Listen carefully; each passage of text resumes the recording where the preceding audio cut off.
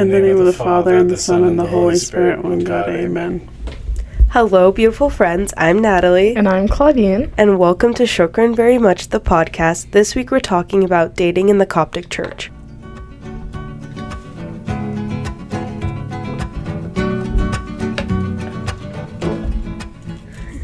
And one of the girls was saying, I keep getting told that as a woman I have to carry myself in like a certain way and make the guy chase after me, you know? And she goes, but I also heard from an Abouna. Oh, he's not agreeing. Okay. No, I'm just shaking my head because, man, girls are crazy. No, wait. She goes, but I heard from an Abouna that if you assess the situation correctly and the time is appropriate, that you should just tell the guy how you feel. And then so she asks, what's the right thing to do? What if I don't want to be upfront? How do I as a woman? And she worded it like this: drop the handkerchief to a guy. Wow, that's so proper. I don't think I've never heard that expression. Do you know where it comes from? No. So back like in like the 1600s, like period times, you know, Pride and Prejudice era, the way women would flirt, and you see in all the movies they'd like drop the handkerchief and the guy would like pick it up for them. That makes sense. That totally makes sense. And that was their way of being like, hey, I'm interested. I love the reference. That's very cute. Yeah. I don't know that I think that you just like go and tell somebody you really like them. You're really opening up like such a vulnerable part of yourself. I think one of the things I was really fearful of in our case was that because I valued him as a friend first, above all, I did not want anything to get in the way of my friend. Like being hurt or me being hurt as his friend. And so I think for me, when you're in that relationship with a friend, right? Like if the relationship doesn't really start off like with like a really solid friendship, I can kind of maybe see how that might turn into like, I just want to tell you I really like you. But I think in the in the concept of like friendship, when you put yourself out there and the other person doesn't have mutual feelings, you are really going to be hard on yourself, and then you're really going to change that friendship. Like whatever you say changes everything. And I think I was very guarded, and I've always been guarded, with exception to, I think, friendships in general. Like, I'm very open. I put myself out there. I'm very, like, I don't know what the word is. Like, I'm just very, like... Vulnerable, yeah, I guess that is the word, with friends. And in the relationship world, or, like, if I ever liked somebody or had a crush on somebody, I never, ever, like, I tried to be guarded. Because that was my heart. Like, that's something where it's like, I can't get that back. A little piece of me would probably die if I had said something and he didn't reciprocate that. I think it would have just crushed me and then really hurt the friendship, and I didn't know which was like worse, I guess. So I don't know that I would. I think from an Abouna's perspective, like a male perspective, and you can probably speak more to that, like guys are kind of just like, oh, just be upfront with me. Why are you hiding it? You know, like, just be like honest, just tell me how you feel. And they want us to be vulnerable sometimes, and it's like, well, but at what cost? Like, you don't know what I go through as a female. Like, at night, like, you sleep, right? And I'm sitting there like constantly thinking about everything you did. Like, sometimes like we're walking and he'll do something like with his hand, or he'll like kind of do something with his face, and I'm like, you did this, and he's like, I didn't even notice I did that. Like, he has no, like, he's not like sitting there like processing every little piece of information, whereas like a female typically will be like, and then he blinked twice, rolled his eyes, and then pursed his lips. That means, you know, this and this. I think as women we tend to kind of overthink, whereas men are like, just do it, just say it, just go for it. What about the whole, you know, a guy should chase after me kind of thing that she said? I don't know that I agree with that. I still think you should be guarded. I think that's different than letting a guy chase after you. I think it's more of well, what's the point? Is that you playing hard to get? That like that's gonna feed into your ego, and that's gonna be like, is that like you're gonna be like feeling more secure because of that? But then that's gonna be your insecurity later when a guy doesn't chase after you, right? Like you're not gonna be happy if the guy is not chasing after you. I think, if I'm looking for that attention, or I'm like expecting that attention, then I'm going to be more heartbroken, I think, later. So I don't know that I necessarily like say, you know, have a guy chase after you, but I'm also saying be guarded and know your worth and know who you are, and don't count on the guy to give you any of that back. I don't know if that makes sense. What do you think? I mean, I'm not going to comment on the whole guy chasing after you. No comment. no comment on that. No, but I don't have anything to add to what Deena said. Okay. Do you agree? With what? Okay. Anything? I don't have anything to add to it. Oh, there is an opinion. No, they want to hear the guy's perspective on things. This is their one insight. Like if I was like, hey, I really, really like you. Is that a turnoff for guys? I mean, that's a turnoff, me just saying it out loud right now. Yeah, like, that sounds cringe. Yeah, like, I mean, I think everybody doesn't want somebody who comes off too strong, like, but at the same time, like, again, like, we progressed in our relationship, in our friendship, to the point where we could say that to each other, but, like, if you're just, like, if we were before your birthday that summer, and I was like, hey, I really like you, you'd be like, okay. Well, yeah. It's creepy. I mean, because when you hear it from somebody who you don't have those feelings for, then you're now in a situation where either you're just like, you just say it flat out, no, I actually don't have those feelings for you, which I don't know how many people would so coldly, immediately just say something like that, especially a guy, versus trying to, like, trick yourself into thinking that maybe you have the potential of feeling that same way toward that other person. But then that's not really natural. You know, you're basically saying to yourself, oh, I wonder if it's possible that I might also feel this way about this person. Let me try to look at them in a different way. Let me try to think about them in a different way that I haven't done before. And it's not natural. It's kind of fake. Yeah.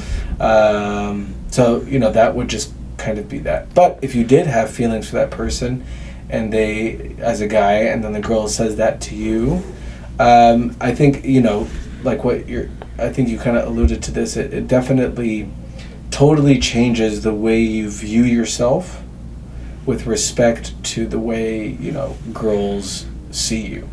If you never hear that from a girl, you know, you might get to a point where you're like, oh, you know, I'm just not very attractive. And then, you know, for certain people, it might get to a point where you're like, you know, now having a very negative image of yourself. But it could also be like, okay, well, maybe I just haven't met the right person yet. Maybe, you know, what girls typically see in guys, you know, maybe I'm just different than the other guys, and maybe that's why, you know, for better or worse, maybe that's why a girl hasn't, you know, ever said anything like that to me before. So, I mean, I think it's different for every guy, but I feel like these days, lots of girls go up to guys and say that versus when I was a teenager. When I was a teenager, it's like, dude, you know, if you're a guy and just girls come up to you and say that stuff, it's like, whoa. You know, that's rare. Whereas today it seems like it's more so, I could be wrong, but girls are maybe more assertive. Yeah. And as a guy, I'll be honest, I don't think it's very good. And you were talking about, you know, your ego and stuff like that. That's a much bigger issue for guys because, and we'll probably talk about this, but guys think very differently than girls when it comes to having those types of feelings for the other person. You know, guys will take much sooner than girls will. I think girls will be much more selfless sooner than the guys will be selfless. if that makes sense, but we'll probably get to it. I have to say, just looking at the questions, like the difference between the questions the girls sent in and the guys sent in, I could already see like the differences in what they were curious about. And I always hear that, like you said, like how they think differently. But it was like I saw it for the first time so clearly because I got like just the questions. Like they're not bad questions. They're just like, look at the difference of what we're worried about and the way we think. Yeah. Given the fact that we can't have physical intimacy before marriage, how do we develop intimate boundaries before marriage? Does that make sense? Or? Makes sense.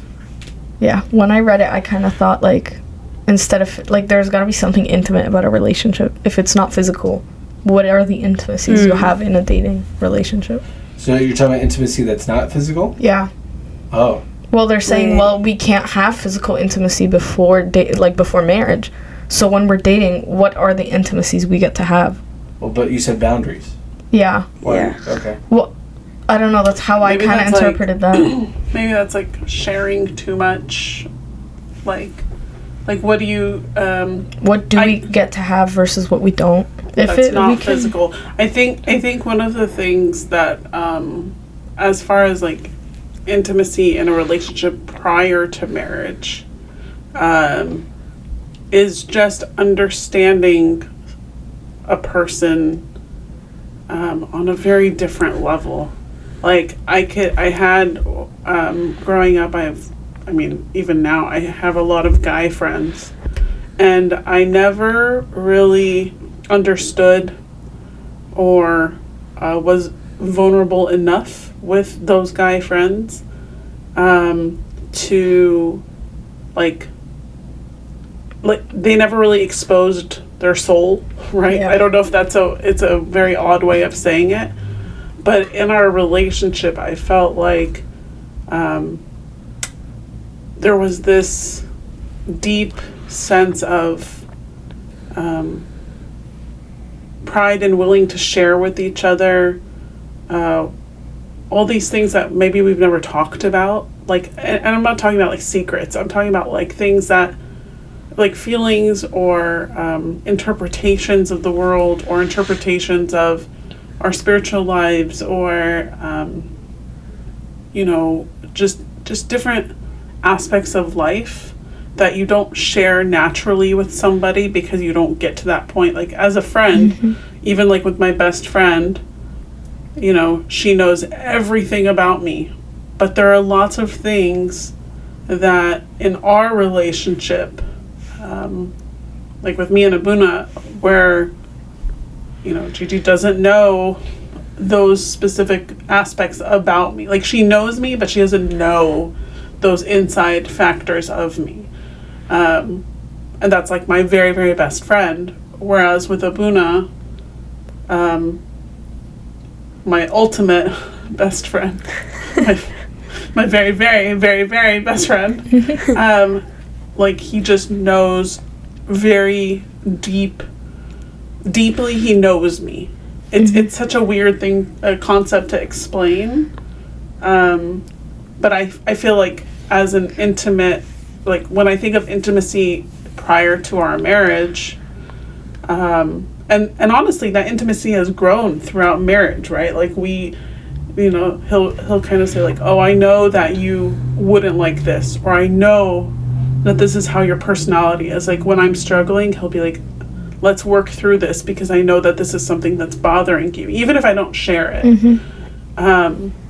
And it's like a work in progress together, and that is fundamental in the dating period, in my opinion, because that's what really gets you to that next level of that trust and that like it's like a backbone.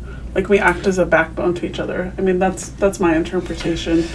Yeah, I mean, if you are both not sure where the relationship is going and you're not sure whether you want it, like if you're not 100% sure that you yourself want it, to go to marriage, you're not sure if the other person wants it to go. There's always that. If you have that question either about yourself or about the other person, then yeah, you're definitely going to feel like you are risking,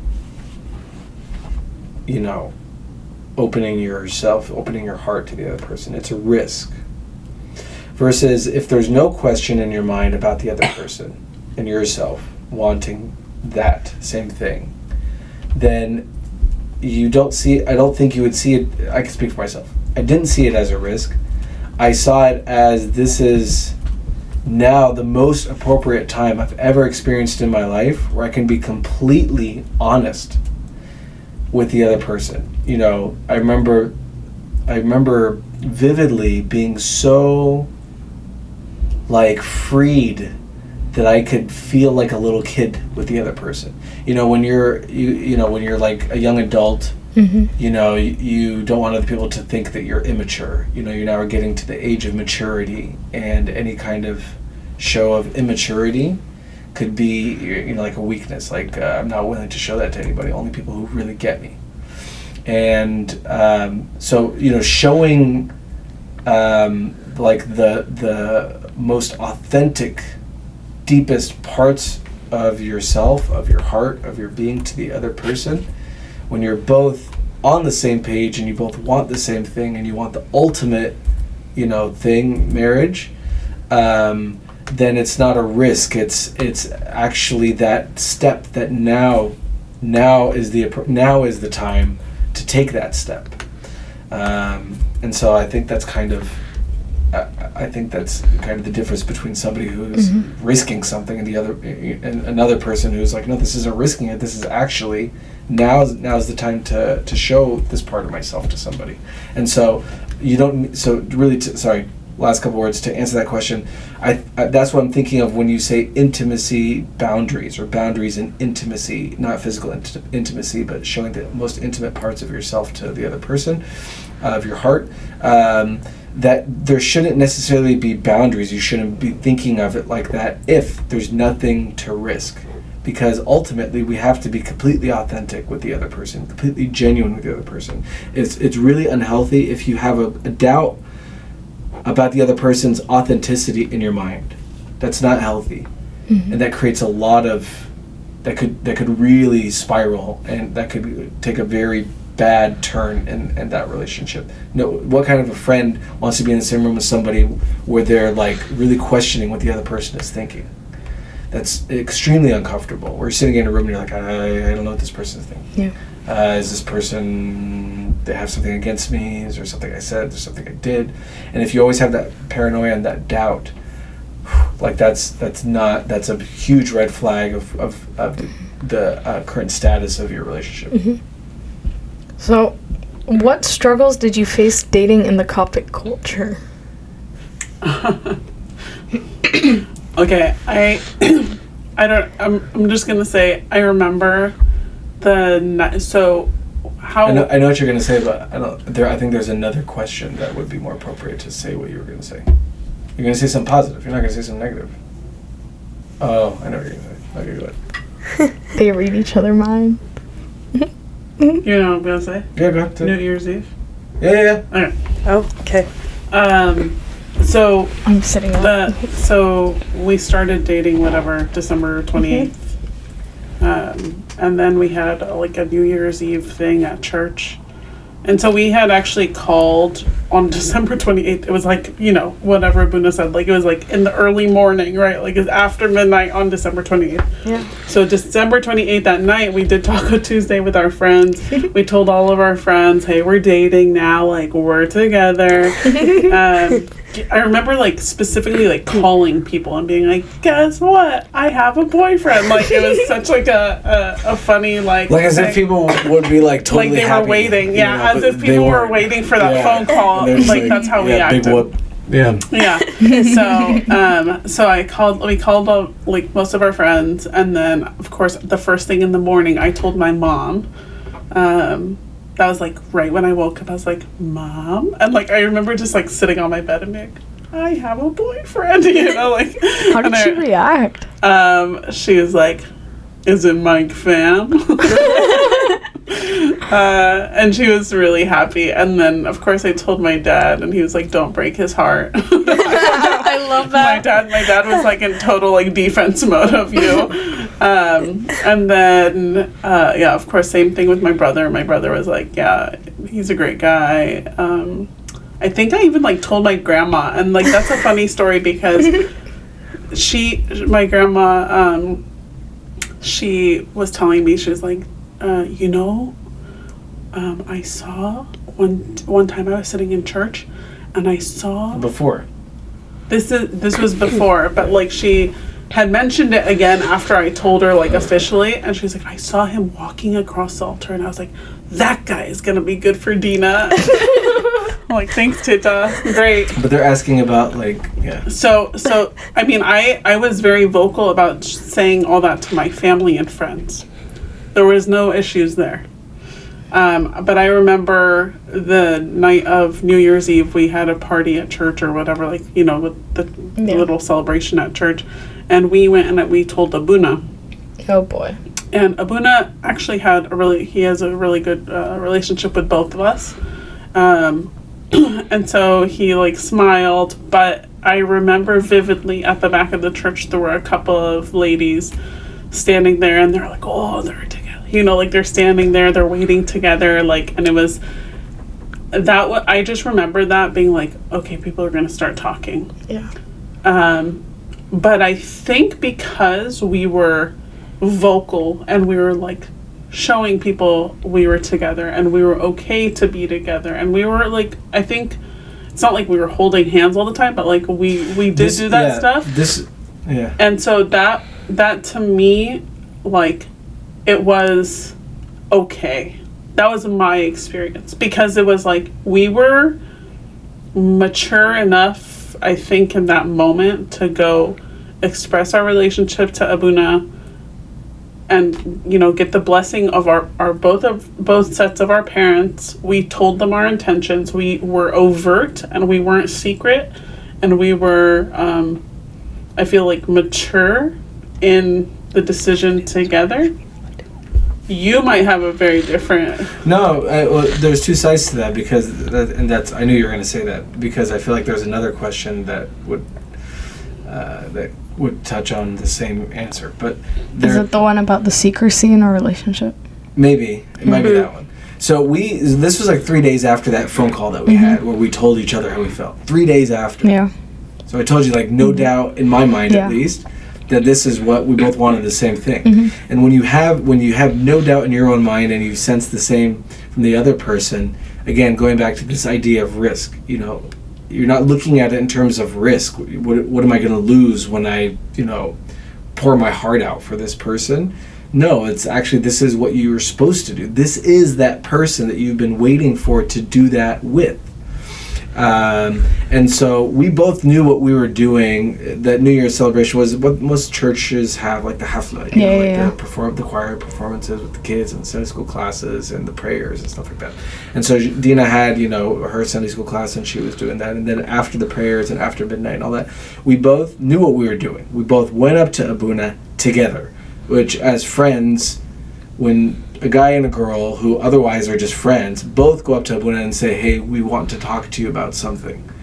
I remember his face. Abouna's face. He had this huge smile on his face, and he grabbed our hands. One, his left hand was like my hand, right hand was like her hand or whatever, and just we were in the back of the church, and he walked us all the way to the front pew, all the way in the front of the church to sit down. And we both knew that this would be the most obvious thing to anybody standing inside church. Yeah. And we even remember some of the specific people who were standing inside church. Yeah. One of them is a Tisoni of one of the priests that I currently serve with at a different church, because we're from the same church. But we both knew what we were doing, and it wasn't a problem. It wasn't like, oh, we need to keep this secret. One, we didn't keep it a secret from our priest at our church, who we both, are serving with at that church. And two, it wasn't a problem that other people knew about it, because in our minds it's like, okay, it's just inevitable. What's the problem if people know? Unless we had our own insecurities of what this relationship would look like. We didn't feel like a relationship by itself at a right time, at least what we felt was the right time for each of us, looked bad by itself. When you see actually two people that you like, people that you love as friends, people that you whatever, and you see them coming together, that's a joyful thing. And so we hoped for that, and I think I would agree that that's maybe the way they looked at it. The other thing is that we served the youth meeting together still at that point. And yes. I don't know that we did that. A lot I of think the we youth started serving knew. youth meeting. No, it was before. Oh. Anyways, we served the youth meeting together while we were still dating. And then once we got engaged, we served all. Yeah, it's like high school, college youth meeting. And a lot of the youth saw that, and like I think they. Yeah, we didn't feel like there we were was nothing. sending, There was wrong nothing message, like bad weird. example or anything like that. So it was a very different experience than what I'm sure a lot of people might experience. Where Because if you feel like you're risking it, and then you're like, oh my gosh, if this doesn't work out, then people are going to start thinking whatever about me, or rumors about me are going to start to go around and all that stuff. But if you have that role in your church, one where you feel like you're part of the family of your church, and everybody out at church is part of your family, in that sense of like, my church is my family, this is my home, then you don't really have, like this concern of like strangers, strangers all are around you, and they could, start saying things about you. Well, and even when we were like hanging out as friends, right? Like when we were like your birthday up until December, like those times, it was very natural. Like it wasn't odd, and I didn't think like, oh, if somebody sees me with him, they're going to think this. It was just kind of like, we're both friends. We don't really care, We'll have to wait till next week to hear the rest of it. Shokran very much for listening, and We'll see you next week.